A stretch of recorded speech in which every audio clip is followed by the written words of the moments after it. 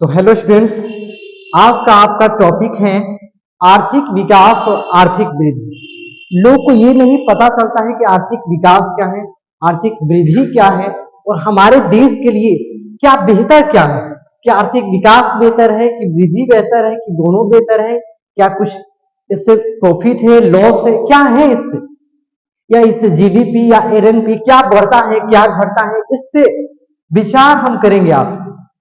तो चलिए, आर्थिक विकास क्या कहा जाता है कि जिस देश की प्रति व्यक्ति आय, ध्यान सुनेंगे, जिस देश की प्रति व्यक्ति आय अधिक नहीं होता है, नॉर्मल होता है।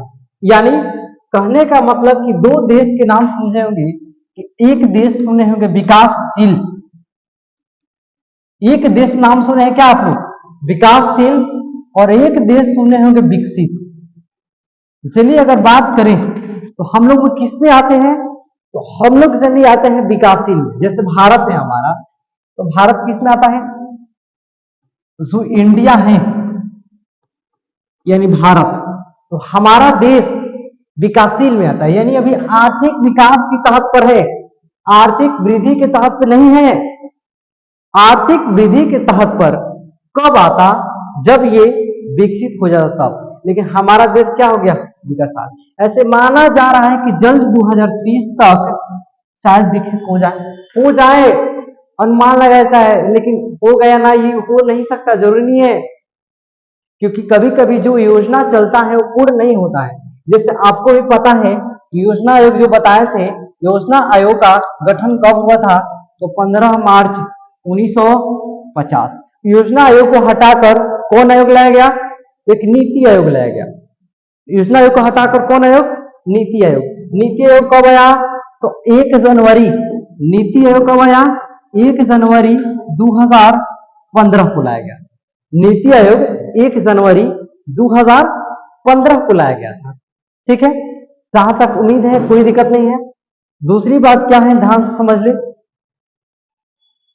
कि एक आता है इसमें विकासशील में, ठीक है, इंडिया आ गया। ये विकसित में क्या आ जाएगा, तो अमेरिका, ये विकसित है। तो आर्थिक वृद्धि के रूप में है, हम लोग वृद्धि नहीं हो रहा, अभी आर्थिक विकास के रूप में है। आर्थिक यानी जो देश विकासशील है उसमें आर्थिक विकास होता है, और जो देश विकसित हुआ रहता है वो आर्थिक वृद्धि। लेकिन अब कब विकसित होगा, कब विकासशील होगा, इस बात पर चर्चा करेंगे हम। ध्यान से देखेंगे कि जब कोई भी देश, जब किसी देश की प्रति व्यक्ति आय, जब किसी देश की प्रति व्यक्ति आय क्या हो आपका, तो जिस देश की प्रति व्यक्ति आय अधिक हो,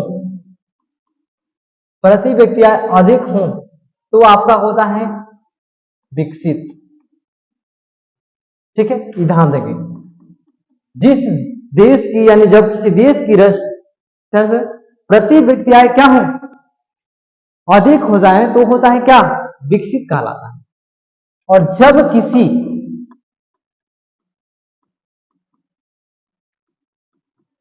देश की प्रति व्यक्ति आय कम हो, तो क्या होता है, विकासशील। क्या होता है, विकासशील होता है। यानी कहने का मतलब क्या है आप लोग का, ये गौर से देखेंगे कि सबसे पहले हम कितना पॉइंट हुआ ये देखेंगे। आर्थिक विकास,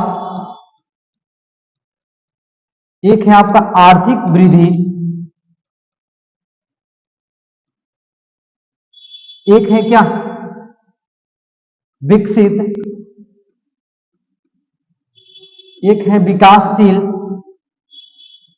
समझेंगे बात को, ठीक है। तो आप तो समझ गए, क्या समझ गए सर, कि जिस देश की प्रति व्यक्ति आय अधिक होता है वो होता है विकसित। यानी कहने का मतलब कि इसमें जो रहेगा प्रति व्यक्ति आय क्या रहेगा, प्रति व्यक्ति आय अधिक रहेगा, यानी क्या रहेगा, ज्यादा।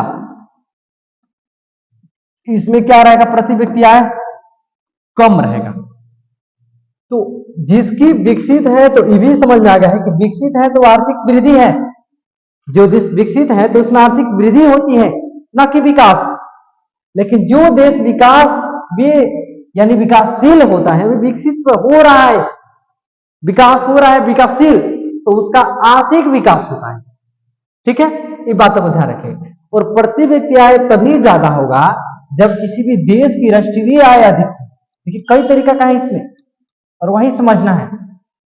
जब राष्ट्रीय आय अधिक हो तो वही प्रति व्यक्ति आय ज्यादा होगा, और जब राष्ट्रीय आय कम रहेगा तब उसका विकासशील यानी प्रति व्यक्ति आय खुद कम हो जाएगा। और जनसंख्या पर भी निर्भर करता है। क्यों? क्योंकि आप जानते हैं कि जो प्रति व्यक्ति आय होता है, क्या होता है, प्रति व्यक्ति आय। तो प्रति व्यक्ति आय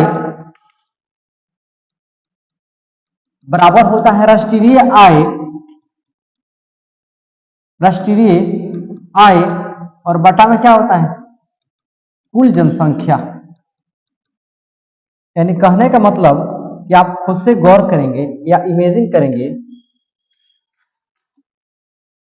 कि प्रति व्यक्ति आय का होता है, तो किसी देश की एक वर्ष की अवधि में उत्पादित, यानी नॉर्मल से अपने भाषा में देखें तो राष्ट्रीय आय कुल जनसंख्या से भाग देने पर जो शेष प्राप्त होता है उसको कहा जाता है प्रति व्यक्ति आय। तो प्रति व्यक्ति आय जनसंख्या पर भी निर्भर करेगा और राष्ट्रीय आय पर। जिस देश की राष्ट्रीय आय अधिक हो प्रति व्यक्ति आय अधिक होगा, और प्रति व्यक्ति आय जिस देश की अधिक होगा वो विकसित होगा, और जो देश विकसित होगा उसमें आर्थिक वृद्धि होगी। देखिए कहां से जुड़ रहा है। अब आय, कोई पूछता है कि आय क्या है, आय क्या होता है। आय होता है कि जब कोई व्यक्ति, आय का डिफिनेशन देख लेंगे सर, आय क्या होता है तो ध्यान से देखेंगे, ये किसी को दिक्कत नहीं है, हो सके तो लिख लेंगे ऐसे। ठीक है, ध्यान से देखेंगे, टाइम वेस्ट थोड़ा सा भी नहीं करेंगे, टाइम वेस्ट। ठीक है, आय क्या होता है तो ये भी गौर करके फरमाएंगे। आय होता है आपका जब कोई व्यक्ति शारीरिक या मानसिक, शारीरिक या मानसिक कार्य करता है, शारीरिक या मानसिक कार्य करता है, तो उसके बदले में, तो उसके बदले में जो पारिश्रमिक मिलता है उसे आय कहते हैं।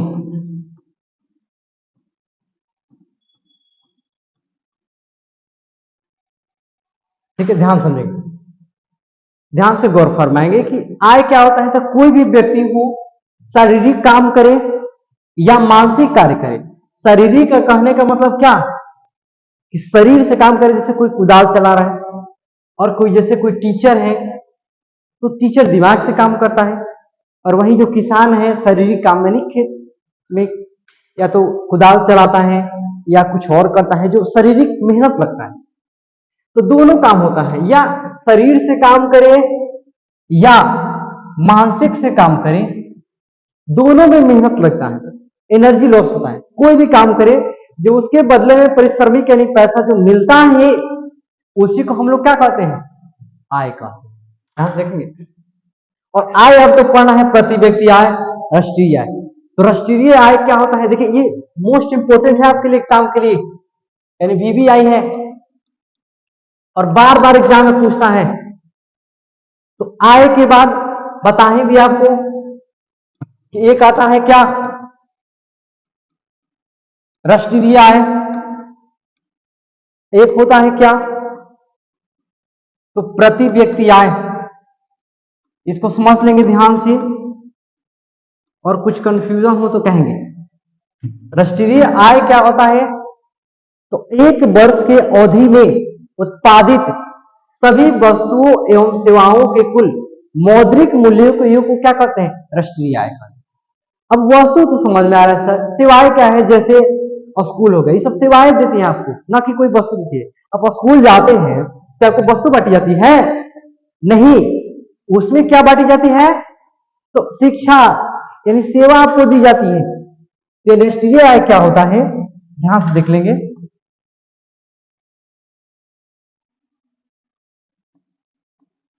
जब कोई व्यक्ति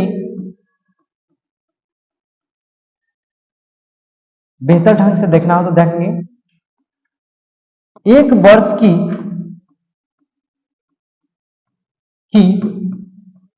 अवधि में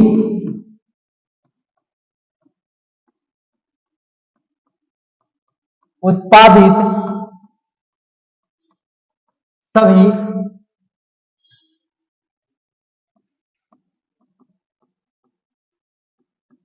वस्तुओं एवं सेवाओं की कुल मौद्रिक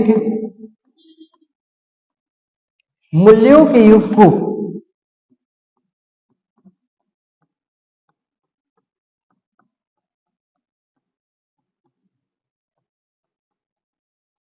राष्ट्रीय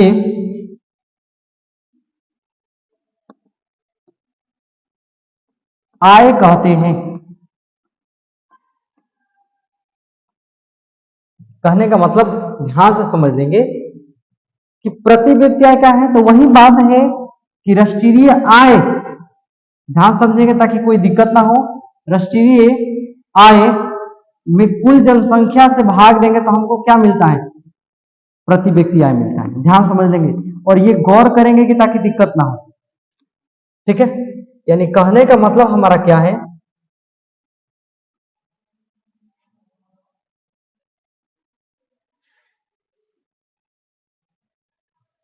ठीक है, कि राष्ट्रीय आय और कुल जनसंख्या के अनुपात ही होता है आपका क्या? प्रति व्यक्ति आय होता है। यानी प्रति व्यक्ति आय किसे कहते हैं? तो देश की कुल राष्ट्रीय आय में कुल जनसंख्या से भाग देने पर जो प्राप्त होता है उसे हम लोग क्या कहते हैं? प्रति व्यक्ति आय कहते हैं। ठीक है, तो आज के रहने दिया जाए।